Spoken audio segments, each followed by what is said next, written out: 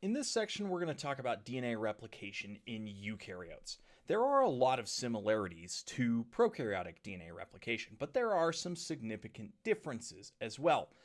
And one of those differences is caused by chromosomes in eukaryotes being linear. So we will talk about a structure called telomeres, which you may have heard of, that play a role in this issue that's going to happen. So we've talked previously about the cell cycle and all of these things. Remember, S phase is where our DNA replication occurs. So DNA replication is happening before we go through mitosis and the cell divides or anything like that. But what is actually happening in there? Well, eukaryotes have additional challenges they have to deal with. Number one, eukaryotic genomes are often much larger than prokaryotes. We're talking orders of magnitude, right? E. coli has 4 million bases in its genome. We have 3 billion in our genome. That's a lot more. So we have to replicate differently to make sure we can get all of that copied.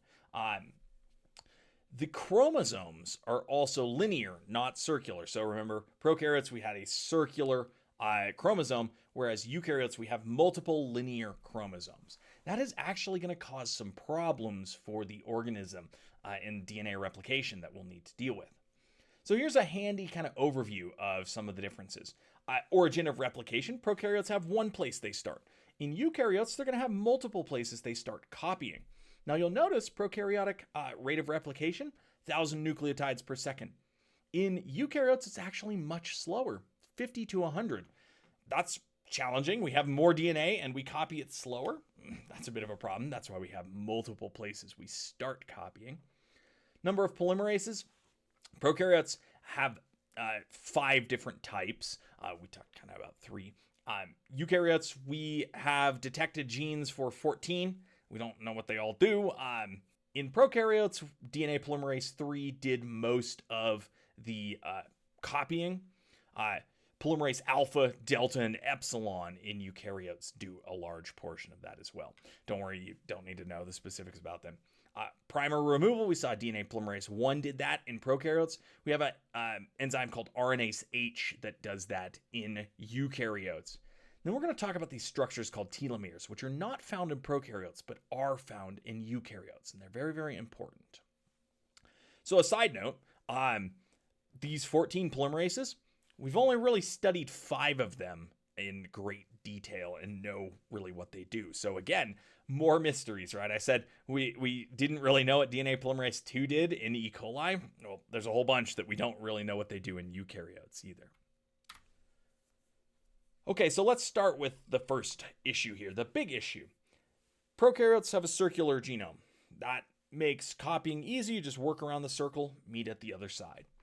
In eukaryotes, they have a linear chromosome, and that might seem no different, but it causes some problems. These linear chromosomes are longer, and as a necessity, we have to start in multiple places. So there's going to be multiple origins of replication and multiple replication forks that are moving outwards so that we can copy these in a timely manner.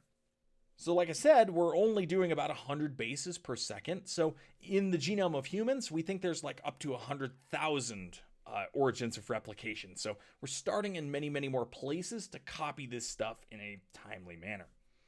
Okay, now the real big problem with linear chromosomes, and you might not see it, but when DNA polymerase gets to the end of a chromosome, it has a little problem because it can't start copying for one of the ends, okay? It needs a primer that's there, but there's nothing to attach onto out here, so the enzyme can't create that little primer.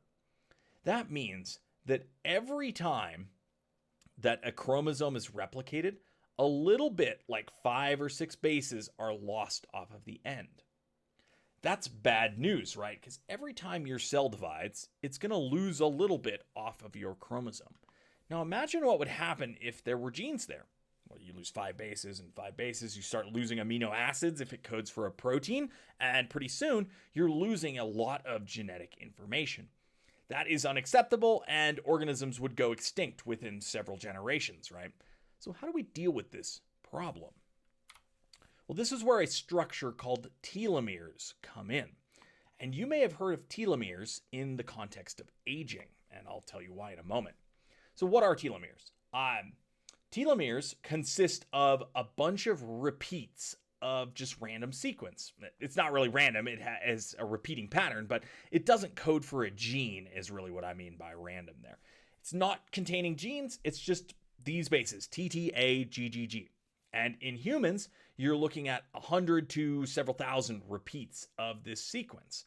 These telomeres act like caps on the end of the chromosomes. Okay, so these caps are there and they don't contain genes. Every time a cell divides, here we have our cell and it divides, a little bit of this telomere gets lost. That's okay. It's repetitive sequence. It doesn't contain any genes. So it's like a sacrificial little cap that's in there. Now, that cell divides and we lose a little bit more. That cell divides, we lose a little bit more. After several cell divisions, we're going to get shorter and shorter. That's going to start to be a problem, right? Because now we're going to start losing critical information. This means that with age, as every time your cell divides, your telomeres are getting shorter. So there is some thought that aging, particularly cellular aging, is linked to the shortening of the telomeres. Now, how do we keep reproducing if our telomeres keep getting shorter? Well, there are ways to extend these telomeres. There is an enzyme called telomerase, which can add repeats onto here. So telomerase makes a little overhang, and then an enzyme can come in and add new bases in there, extending the telomeres. So in your germline cells, the cells that are going to make sperm or egg, those cells express telomerase. But all of the other somatic cells in your body do not express telomerase. Why is that? We've talked about cell division and controlling cell division. Cancer, right? Cancer is uncontrolled cell division.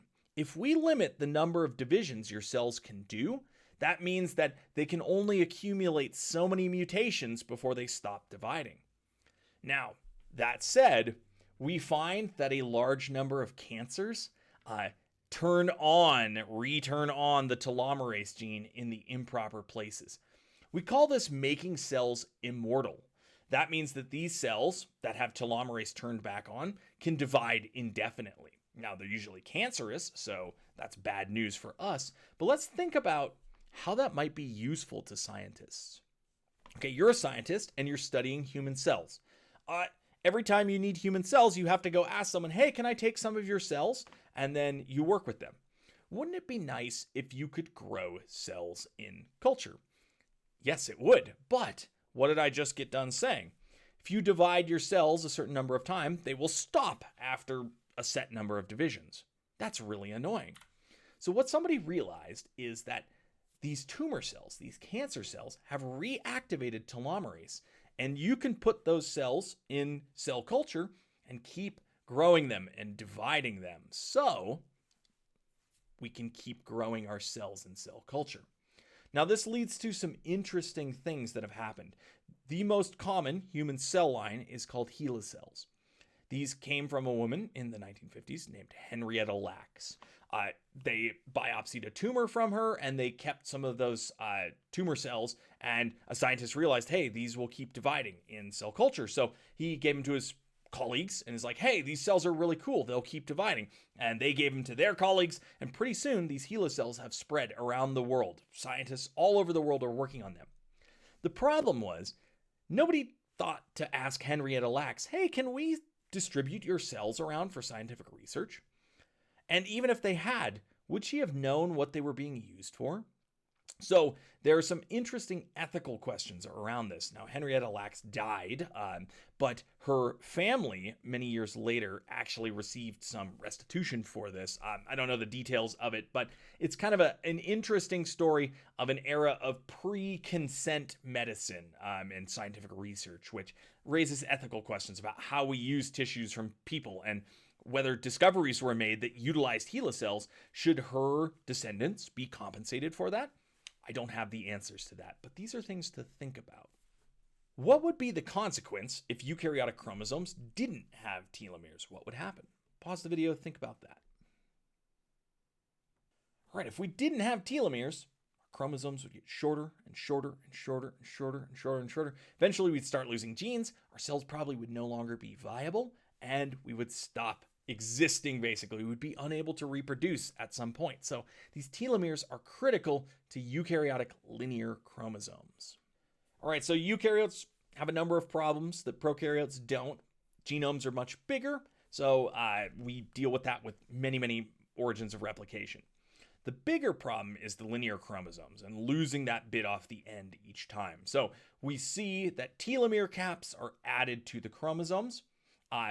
They are lost in normal divisions, and in humans, at least, and many animals, they are only rebuilt in the germline cells. Many cancers, though, improperly reactivate telomerase, so that natural kind of defense mechanism of keeping cells only able to divide a certain number of times is defeated in cancers. All right, that is it for chapter 14.5. In 14.6, we are going to talk about DNA repair, but this chapter really relies on us understanding how the information in DNA is expressed. So I'm going to hold off on this one until after we've done some of chapter 15 and learned about transcription and translation. So we will come back to mutation and DNA repair in a later lecture. All right, that's it for now.